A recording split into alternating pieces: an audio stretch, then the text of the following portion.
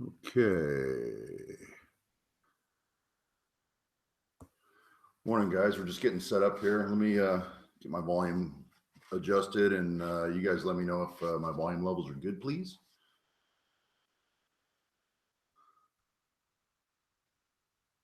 And we're gonna skip our ad here. And I'm gonna mute myself. And we're gonna welcome you to a Saturday morning here in the shop. Hey, good morning, you guys.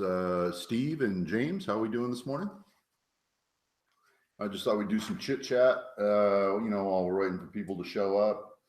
Today, we're going to be going through the radius and tangent dresser. James, I know you were looking forward to that. Miko, good morning. Chris says, good evening. Good evening, Chris. I'm still not muted. Hang on, I'm still getting some feedback. There we go. Dan Cook says, good morning, Stan. James says he's having his morning Baileys and coffee. That's pretty good. Get some Jack Daniels and Kahlua in there and you got a deal.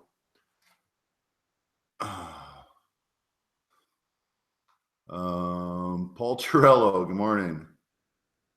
Nike says, howdy, you guys.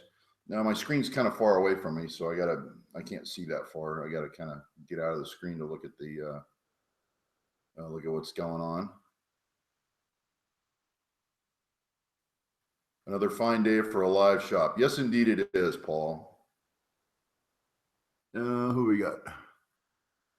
Joe, good morning from Sweden. Good morning, Sweden. Hey, Keld, how you doing? He says, evening from Denmark. Good evening. James says, Jack and Kahlua and bourbon, 3 fingers neat. After supper, I gotcha. Present and accounted for, Stan. Hello, Gary. How you doing over there in Texas? Bill, greetings from Carlton, Illinois. Hello. Good evening, having my dinner from Hans Jordan's. Hello, Hans. What's been going on around here? I've been on the road a little bit, and I had some eBay cards given to me for my birthday. And I'm probably the only guy in the world that just loves used stuff. So I got a pair of 8-inch Mitsutoyos, and I bought these for a very specific reason. And another thing, a point I want to bring up is if you are planning on buying Mitsutoyo dial calipers off of eBay or whatever, look out for the Chinese knockoffs. They're all over the place. This is a pair of 8-inch, and they have carbide faces. They've got the knife edge carbide plus the faces up here. I don't know if you guys can see that, the color variation, but they are carbide faces. But they go with my 4-inch and my 6-inch. And like I say, I bought these for a very specific reason. There's a gentleman at the bash.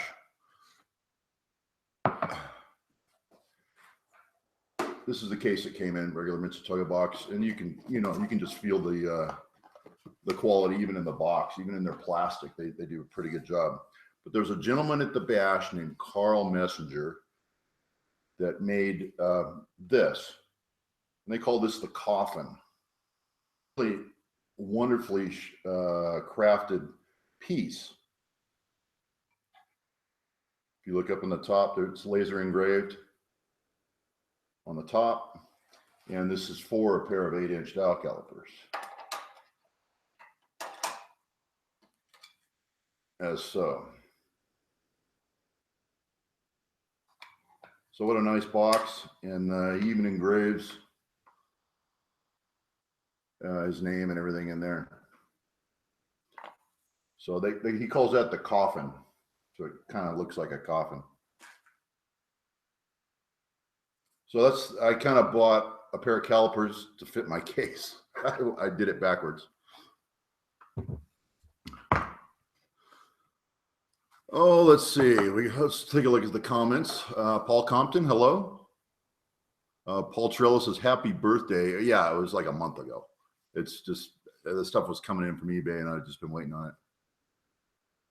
Need to send those to Albuquerque for high altitude testing. No, they're just fine here in the desert heat. Paul Compton says, hi, you've been upgraded to 43. Just need to stream in 4K next. Oh, nice. Yeah. Just a tool junkie like the rest of us. With that bingle assist, I nearly sent, hi, Satan. Well, I've been called worse than Satan. Okay. All right. Well, we got 39 people logged in right now, and we're getting there. You know, we've only been live for 7 minutes. I was going to talk about a couple of other things. A gentleman by the name of Bill up in Ventura, which is pretty local to me, sent in a turret that he thought would fit my lathe, and it didn't fit. And I said I was going to return it to him, and he said, no, don't bother. It doesn't fit my lathe either, but it fits a closing 12-inch, and I got it over on the drill press table. I'm going to swing the camera around and show it to you here in a minute. So if anyone's got, it's stamped closing 12-inch 5900, whatever that means. I think that's a model number of the closing, but it's a pretty nice turret, functional, works great. Doesn't even come close to fitting my lathe. The bed ways are too wide, and there's no way I can make an adapter without either butchering the lathe or the turret. I don't want to do either one. So let's swing the camera around and take a look at that that turret.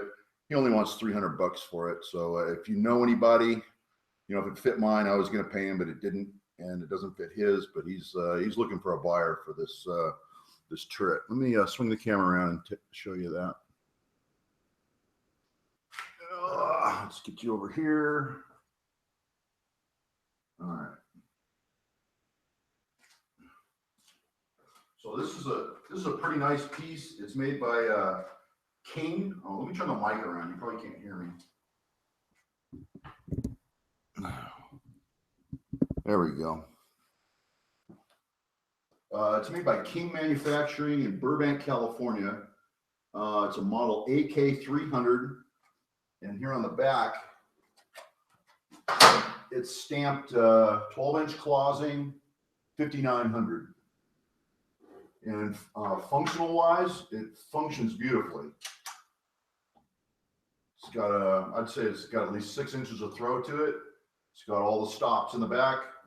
The turret works perfectly in all positions.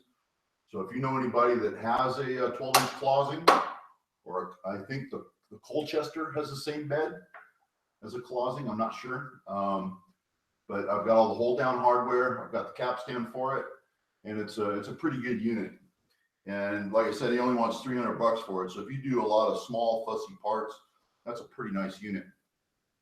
All right, I just thought I'd throw that out there if anyone has any interest in that. I'm not going to use it here, and he doesn't want it back. So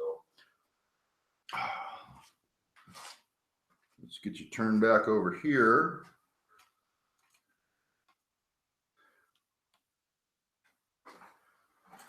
And okay, how many we got viewing now? We're down to 38. Hey, we dropped one.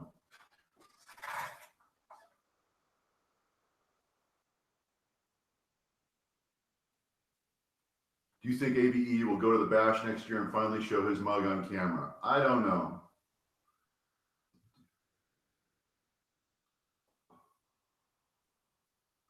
Too bad he's a funny dude. Yes, he is. He's a very funny guy. I enjoy his videos very much. Next up, just a couple of quick things before we get started. Today's Adam Booth's birthday. So go over to his channel, wish him a happy birthday.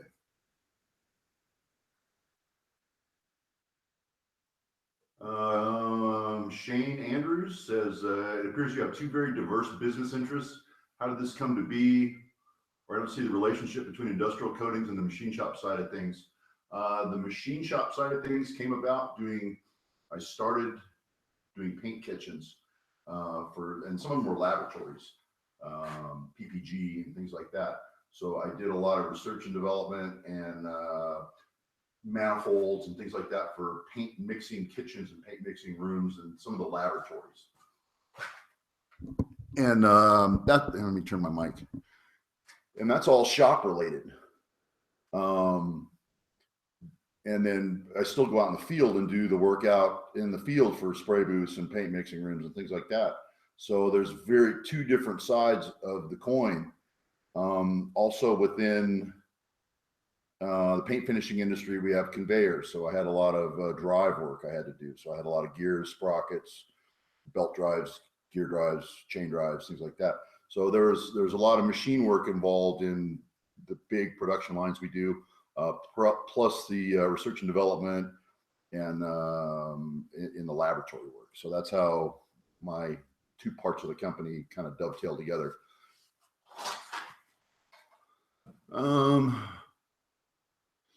Does anyone know if the storm is affecting A-bomb? No, I do not know.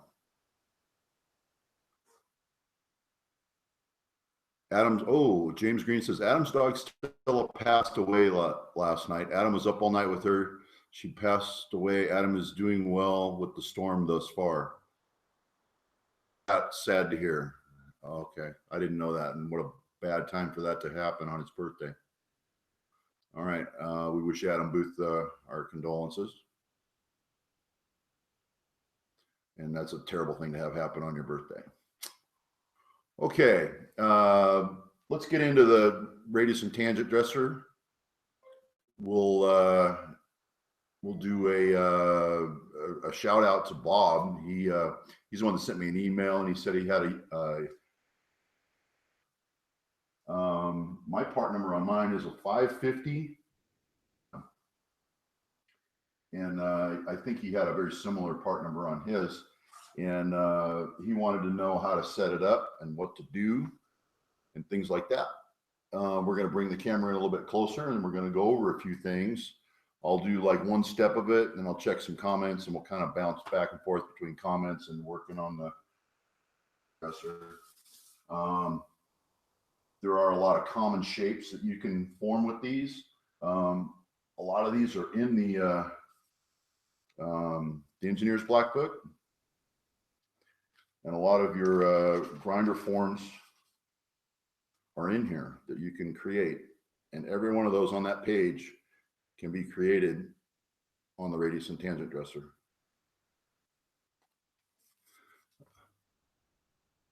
He says, very, very fuzzy and lagging. Very poor video. Yeah, the video is pretty bad right now, isn't it?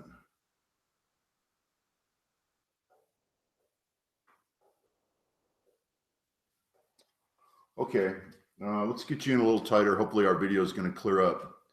Video is still fuzzy. Yes, it is. It looks like we're broadcasting in 320.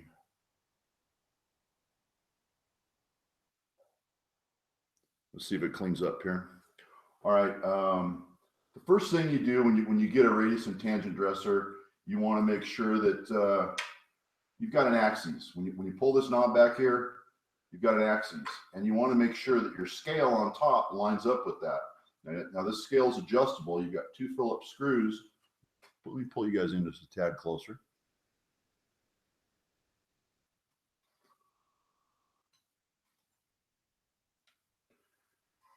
You got a scale right here on top.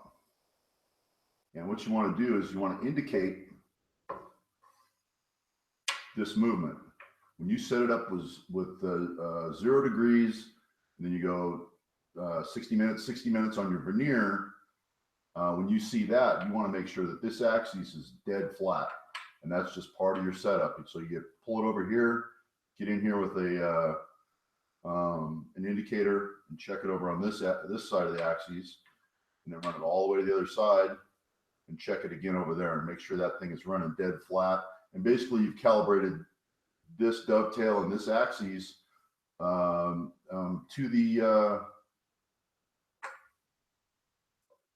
your protractor up here on top. So that's pretty important just to get set up and know you're started off correctly.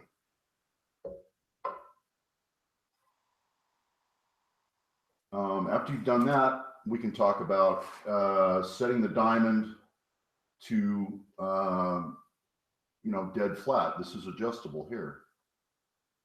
Let's check some comments about running the axes and doing the initial set on the protractor and see if there's any questions on that. Okay, Paul says it's better now. Good, it's clearing up. James says it's clearing up a bit. That's good.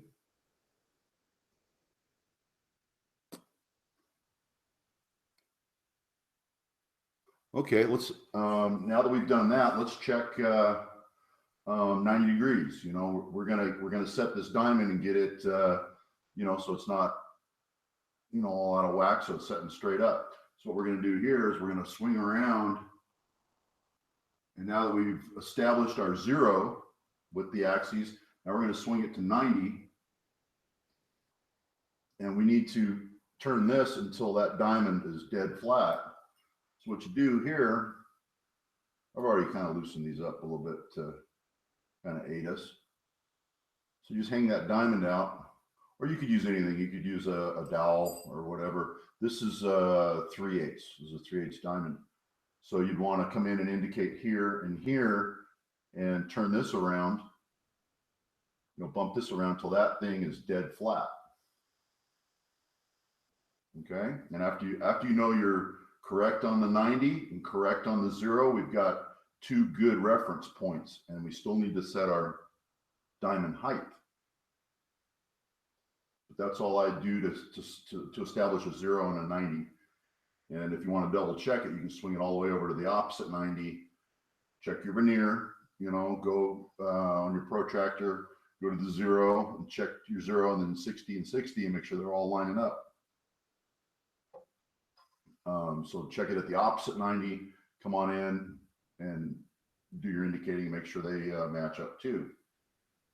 All right, now let's see if we got any questions or comments on that part of the setup.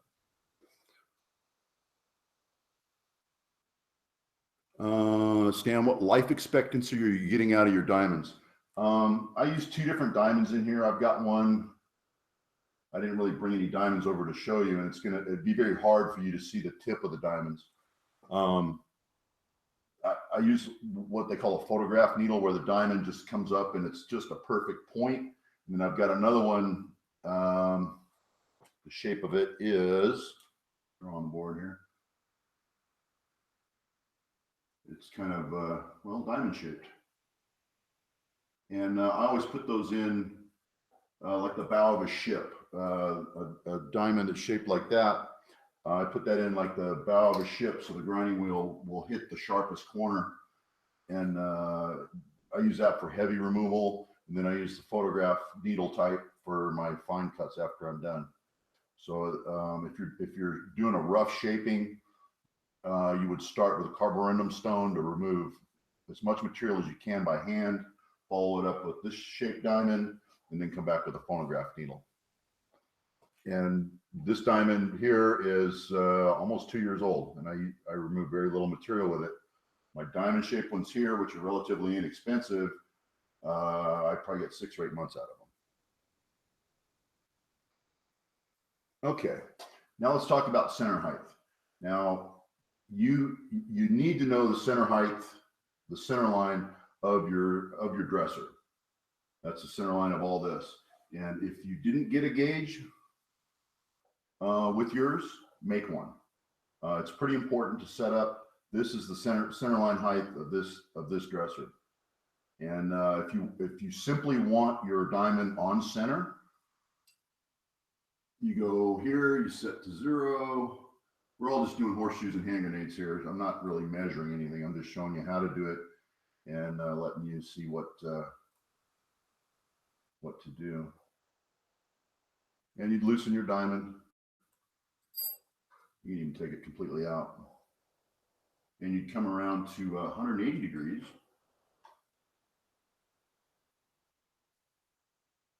So she's facing straight down, right? There's 180 right there. You bring it over your gauge, and you just bring that diamond in and just get it on your gauge. And hold it down on your gauge, and that's it. Now at this point, that diamond is, the tip of that diamond is circling around itself. Well, it's centering around a common point right there. Now there's other things you can do if you want to create other shapes. Let's check some comments and see if there's any questions on setting the centerline height of your tool.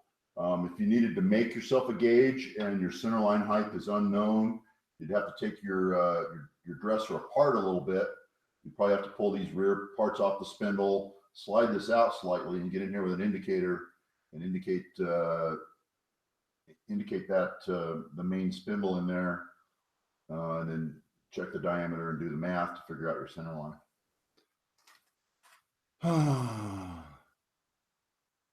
Let's see. Heading out to the shop and taking my YouTube friends with me. Cameraman, Caveman's Man Cave. Hey, how you doing? Never knew that about the height gauge. Yeah, if you don't have a height gauge, get one. Now, at this point, we're at centerline height. We're good to do tangent work. If we want to do tangent work, we can plop it down on the mag and just move the table back and forth, and move the whole thing back and forth, and dress the bottom of a wheel. But let's draw a shape that maybe we want to create. If we wanted to maybe make let's do two different types of wheels. We want to make a wheel that looks like this, and maybe we want to make a wheel that looks like this. And quite possibly we want this to be off of this radius and off of this radius. Maybe we'd want that to be 250, ½ inch. So we can do a couple of different shapes on there. The first one is making this guy here. We need to remove 250 from this. So we're going to swing it back up to 180. And like I said, I'm just doing horseshoes and hand grenades here. You have to, put your magnifiers on and do, split your lines and use your veneer. And we're going to remove our diamond really quick.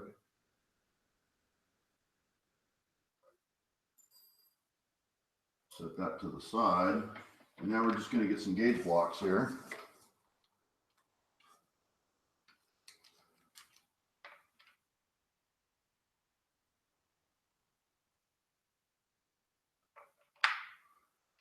To 150. All right, so I've got two gauge blocks. It's a 0.100 and a 0.150, so that's a ¼ inch between the two of them. 250 thousandths. And this one is considered a wear block, and you keep those in the wear blocks slots, and they are the sacrificial gauge blocks. All we're going to do is stack that on top of our center height. We're going to diamond back in gently, because if you slam it down against that gauge block, you will put a dent in it, and that diamond will definitely penetrate. And just hold it lightly. You don't have to gronk on it. Get all that in there, and when you go to slide your gauge blocks out, go ahead and lift that up. You don't want to drag that diamond across your gauge block. You will scratch it. And now you can finish tightening that guy. All right, so now at this point, you can see our diamond sitting really low.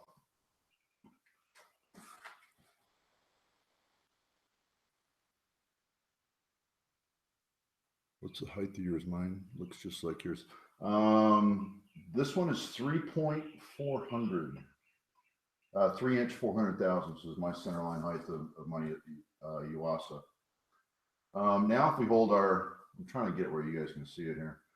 Now if I hold this here, now we're creating a ¼ inch radius like this right here. So we've created a wheel that's got a, what would that be? We'd be creating a concave shape with a convex wheel. I think I got that right. All right.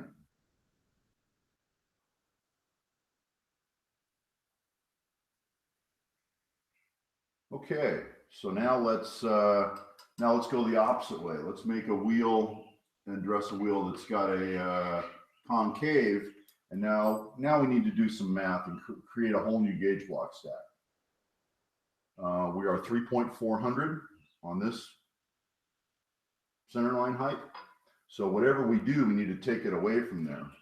So we would take 3.400 and deduct 0.25 from it. So we need 3.150.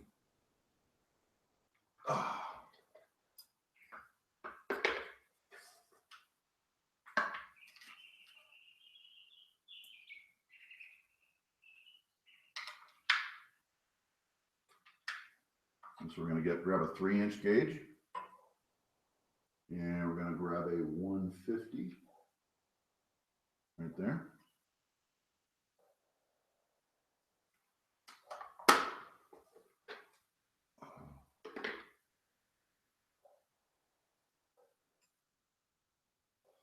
So now you can see where the difference in height between those two is a 1/4 inch. All right.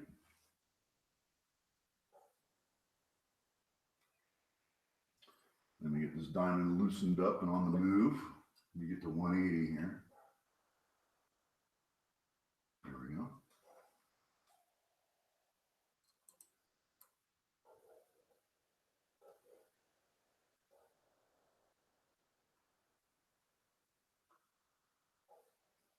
And once again, we're going to gently put our diamond down into the gauge stack.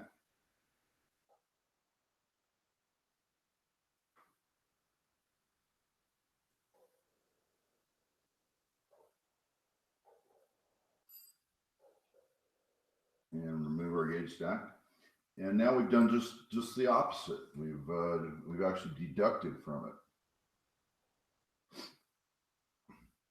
So now our center line is down here below the diamond, and we're cutting a radius up into the wheel. And those are the ones where you need a very sharp phonograph needle. You'll probably notice this diamond has been relieved on the sides, so I always kind of put it in the same way for doing some of the bigger ones. But the smaller your radius gets on a concave, the more clearance you're going to need on the sides to be able to get in there and get that wheel cut out of there. All right. So that's how you do a convex and a concave with gauge block. It all starts here on the surface plate. Let's read some comments.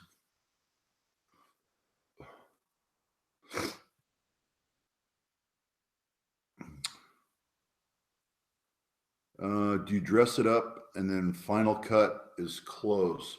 Yeah, I do. I use a carborundum stone by hand in the beginning, and then I'll follow it up with a second diamond. Put you guys back out here so you can see me. There we go. I'll start with just by hand with a carborundum stone to do the rough shaping of the wheel, and then I'll come back with a kind of a diamond shaped wheel, and I set that like the bow of a ship with the wheel presentation to the diamond, and I use that for kind of the roughing in, and then I'll follow it up with a nice little tight phonograph type diamond.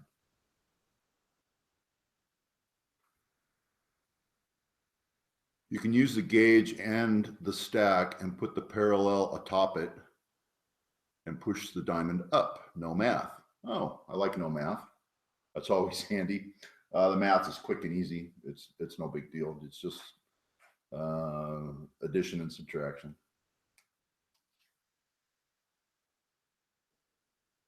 Okay, any other questions on this? I mean, we can do other shapes. Let's get rid of these. We messed with the radius. a little bit. There's other shapes you can make. You know, after you're set up to do a full radius like this, it's really no big deal to, you know, if you wanted a wheel that was shaped like maybe this,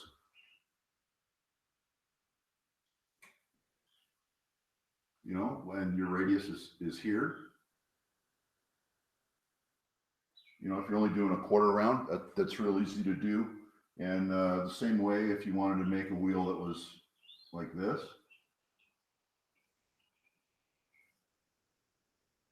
and same thing, same radius here. So doing quarter rounds is the same setup on the tangent dresser. Let's talk about the angles and things we can do with that. We do have a very accurate protractor on the back, and we do have stops. I haven't been doing anything with the stops at all. On the tangent dresser, there's a pin right here, and we have adjustable stops on both sides. So we could create, let's see where the stop's set for. The stop's set for 85 degrees there. That really didn't do us any good. And 95 over there. I loosened the stops before we started here. You could do a wheel that was like this at a very specific angle. So this would be a very specific angle here. You could do a wheel that came down in a V like this at whatever angle you wanted.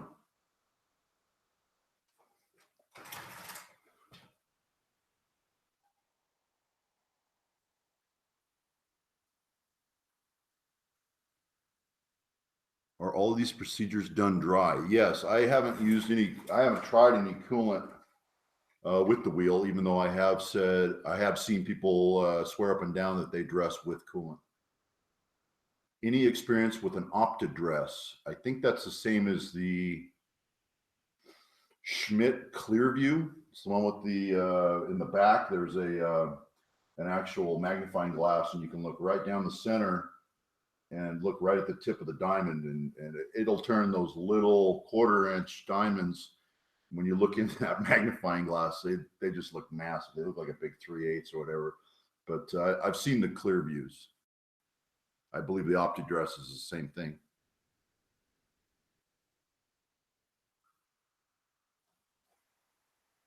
Okay, these are some other shapes we can do. You know, you could do this at any angle you wanted. You could do this at 45. And what you would do, you'd start off with, let's set some stops. You can very accurately set your angle. Come here, go back to your protractor, check your 60 minutes on each side, make sure they line up on both sides, plus with the 0. So make sure you're good. And then you set your stop in here. And this stop just slide that up until it hits that pin and snug it up. Then you want to make sure it repeats. You know, you want to make sure that thing is going to come back and hit every time. So that's your left-hand stop. Now you want to come over and do a 45 on the right-hand stop. And same thing. Bring that turkey up till it hits the pin.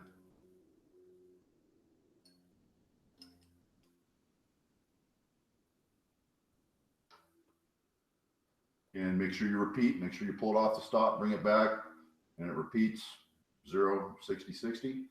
All right, so you would, what you would do at that point, clamp this down to the table real quick. After you've made your rough cuts and got your wheel close by eye, you would put your pin in. I'm going to bring you in just a tad closer here. You would start over on this side against your stop. We've got a hard stop right there.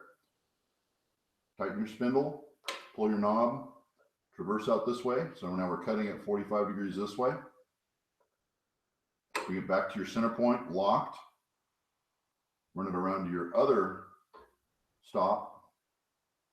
Pull your pin, traverse that way. So now you've just cut this angle right here. Whatever it may be. It could be 45 in each side, so you just created a 90-degree included.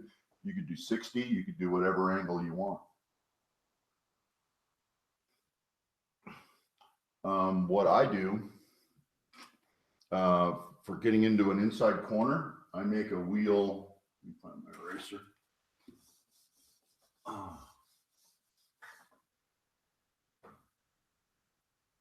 I use those plate type wheels. And I've gone over this on the channel before. My marker's running out of ink.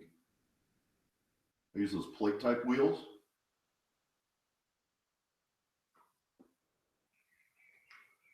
And I'll cut a flat with a 1 degree back cut back here. That's just 1 degree. The pen is dying. Oh, there we go. That's 1 degree on the back cut. That enables me to get into an inside corner and plunge. Kevin Oldfield says hi from Greece. James Green says, any plans on building a grinder mounted wheel dresser for standard wheel dressing? Grinder mounted wheel dresser for standard wheel dressing. No, no plans. Bill says, it's good to see you laugh. Yeah, they say I'm kind of a grump, so I try to smile, and I have to make a conscious effort to smile and laugh. Sorry.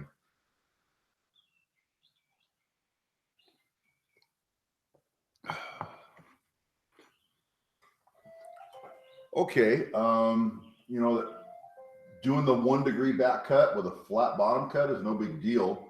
You set one of your stops at 0. So you would just swing around to 0 if you wanted a flat bottom, and just use your axis and go across the bottom of your wheel. And then you would swing up in this direction. If you wanted to create that back relief, you would come up to 91 degrees, just 1 degree past vertical. And then you could traverse up that backside and create that 1 degree of back relief. So pretty easy to do, pretty easy to shape that style wheel. And that kind of wheel that I use is, I got a good cheat sheet there. They call it a shape 13. It's a saucer right there. If you don't have one of these black books, it's got some pretty good grinder information in there without all the manufacturer's nomenclature. It's got the grinding wheel markings for just general purpose. And it's got some pretty common shapes that you could create with your radius and tangent dresser. There's no real radius and tangent information in here about setting up your tool, but the common shapes are there. All right, and there's other shapes in here I've never even used. There's an interesting shape there, the R. You could do that with a radius and tangent dresser just by using a step over. So I've never had to do anything like that, but that would be an interesting dress. Create a shape to sharpen, say, a reamer or end mill using a standard or slightly cupped wheel. You'd still use a 1 degree relief on the back. You know, you want to get down into those flutes, and you'd still use either, I mean, you could do this on a cup wheel, you could do this on a plate type wheel, whatever, but you still need that back relief. And if you're doing carbide, you need to be doing it with diamond wheels, not stuff you can do on this. I'd like to see Robin chime in on this. He's the grinding master. He's really got some good grinding videos. If you guys haven't seen Rob Renz, I think, is his channel name. You should go check him out. He does some pretty cool stuff with a surface grinder. How about grinding threads? I've never ground threads, Bill. I've never done any thread grinding. But that's not saying you can't do it. How would you do that? I guess you would set up, I guess you could set up on your tool post grinder, set up a wheel so that you could dress it maybe on the surface grinder. And so you'd have a mag plate to set this on and create that shape of a wheel. Post his link in the description, please. I will. I'll put that in the description after this video is published.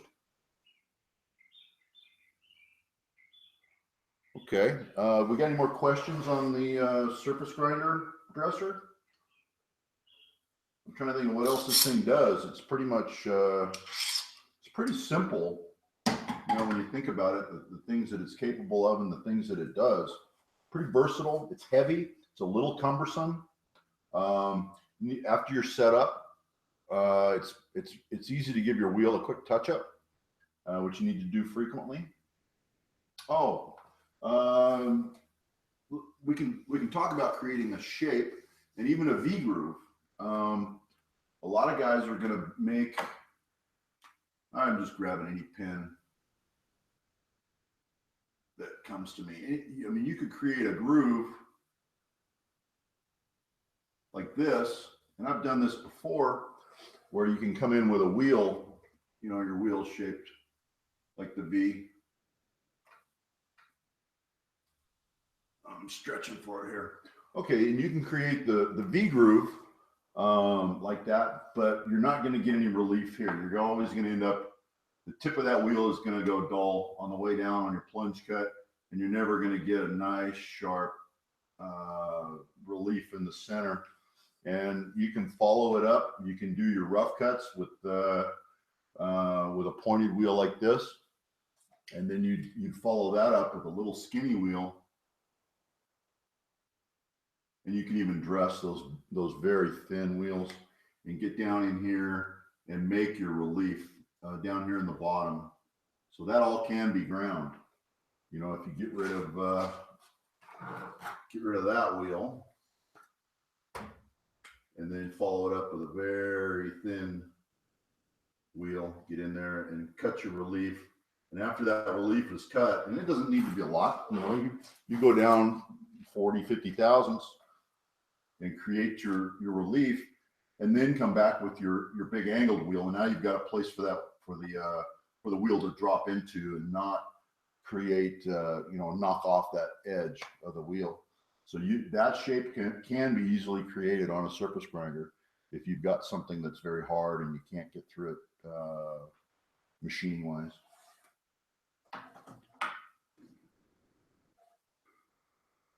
Oh, let's see. What kind of maintenance does the device require to make sure it runs accurate? Any bearings or bushings? I don't think, I've never taken this thing apart. This is just the way it came to me. It's got just a wonderful action. This is Japanese made. I have not detected any play in it at all. I'm not even sure what's in here as far as a bearing or a bushing goes, but it's just got no slop at all. And even a thousandth of slop or a half a thousandth of slop is too much on these things. They got to be tight. They do have adjustable gibs. You got gibs right here on the dovetail, and they're adjustable right here for your dovetail. So those are adjustable there and there.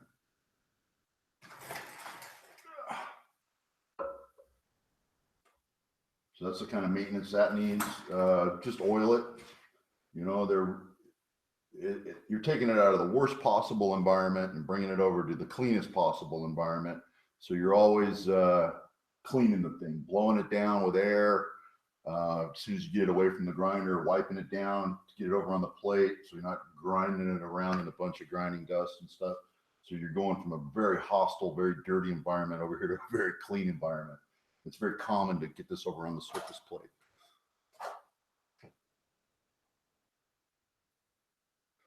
All industrial tools, supplies, all the wheels and great prices. Bill, I've got 2 for sale. Oh, Spencer's talking about dressers, James, I think.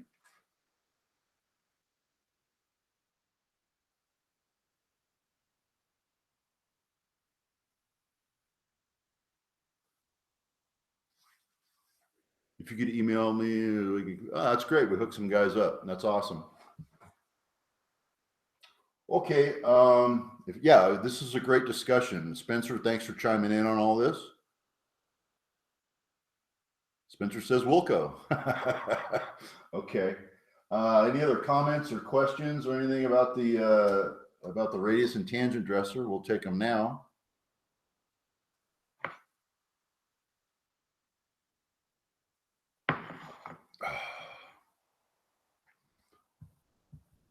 Bulk wheels at a great price, Stan.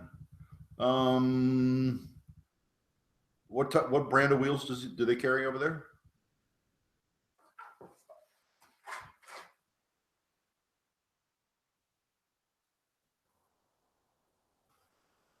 Lubrication for the internals on the dresser. I use the lightest whey oil I can on the ways, and there's really no oiling holes for the spindle at all.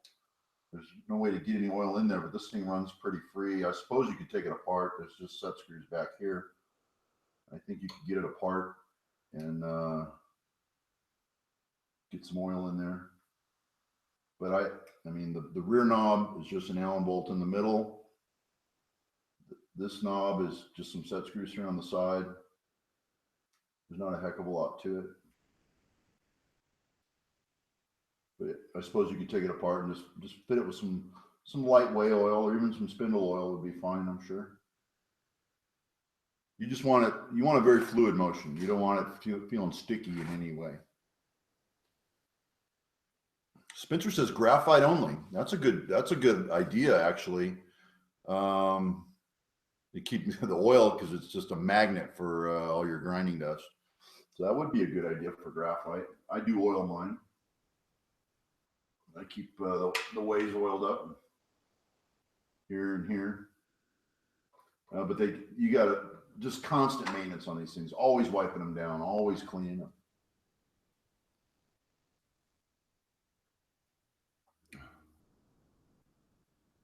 Graphite only. That's God, graphite takes up so much space on those tight tolerances. It's just so tight. James says about 9 different brands. Request a master catalog or download off their PDF master catalog for the left-hand side of their website under current sales flyers. Free download. That's all industrial. I think I've got one of their catalogs here left over from the bash, so I'll look at that.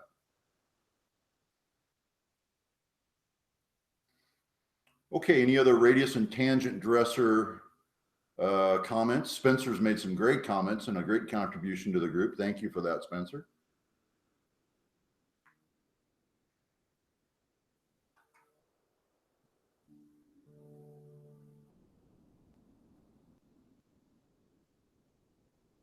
Are there different grits of graphite? Gosh, I hope so. Some of that stuff is really gritty feeling, and I would think it would take up a lot of the tolerances. I'd have to look at McMaster car. I'm not a big graphite user here. I'll send you the McMaster part number. Everyone goes to McMaster. You got to love that website, huh?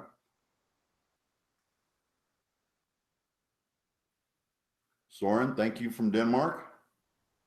Size does matter. In fact, yes, indeed it does, James. Okay, if you guys got anything else for the radius and tangent dresser or for me, any other random questions for me before we sign off? We've been on the air for 51 minutes. We've been here quite a while, almost an hour. So, Bill, I have a question about arbor removal if you have time. Go ahead, Bill. I actually have an arbor removal tool that I use, but your arbors have to have an internal thread to be able to pop them off.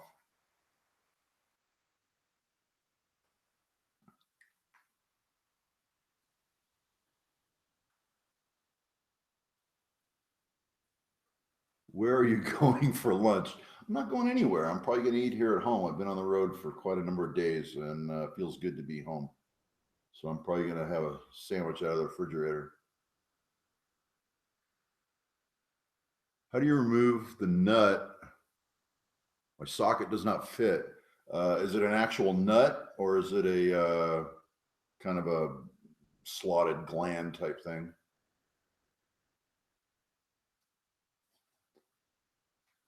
It's probably going to be reverse thread. Bill, what kind of machine are we talking about here? Any more conduit videos in the works? Yeah, we're going to get back on the job site probably Wednesday or so, and do another little follow up on some more conduit bending about how to get around some other obstacles, or up and over obstacles and into boxes and up into a wall, things like that.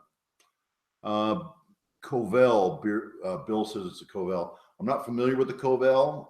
It's probably a reverse thread, and you're probably going to have to put like a pin spanner on the arbor to to to hold the spindle, and then get on that nut. And I'm pretty sure it's going to go. The thread's going to be opposite of the rotation of the machine, so you need to apply some pressure to that and be able to grip that spindle with a pin spanner or a face spanner or something like that to be able to crack that nut loose if it's never been off.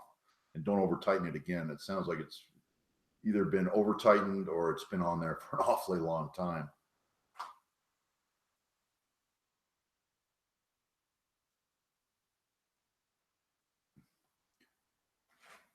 Yeah, are you saying that you're getting the socket on there and it just won't release, or you can't get the socket on at all?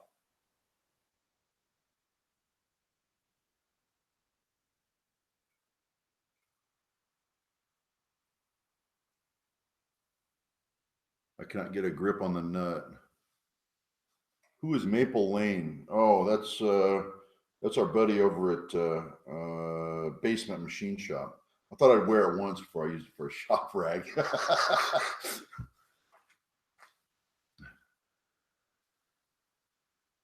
Let's see. Bill says I cannot get a grip on the nut.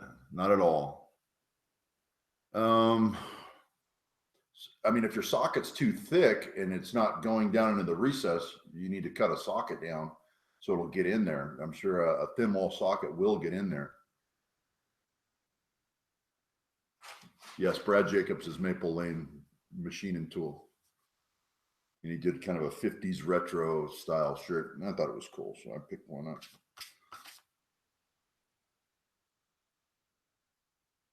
And I'm only teasing about the shop rag thing.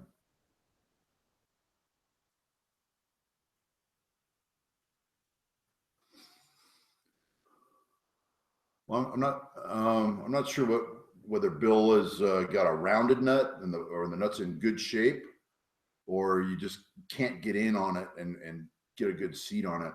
I think you need to take a socket and cut it down on the OD, do some hard turning on your lathe, get in there with some carbide, cut a socket down,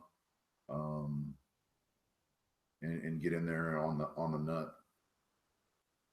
Basement guy needs a shop. Yeah, he's working on moving out from the underground and coming above ground. So he's working on his above ground shop now. He's going to join the rest of the population above ground.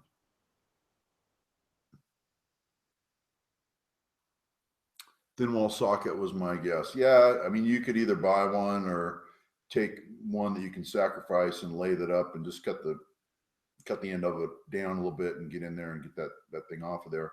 But try not to hammer on your spindle. Get a pin spanner or a face spanner on there, lock up that spindle with that, and push and pull and release that nut. and the threads are going to be opposite of the rotation of the machine.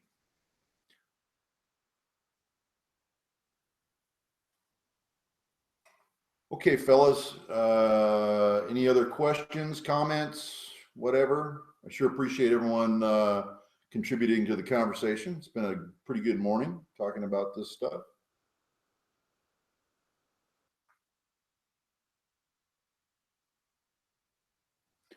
Take a socket and turn it down to fit. If we use this for that purpose from now on. Yeah, you're going to need it anyways, Bill. So you might as well come up with a socket that works on your machine and just keep it with the machine. Even if you go out and buy a socket specifically for that machine, if you don't want to break up a set that you already have.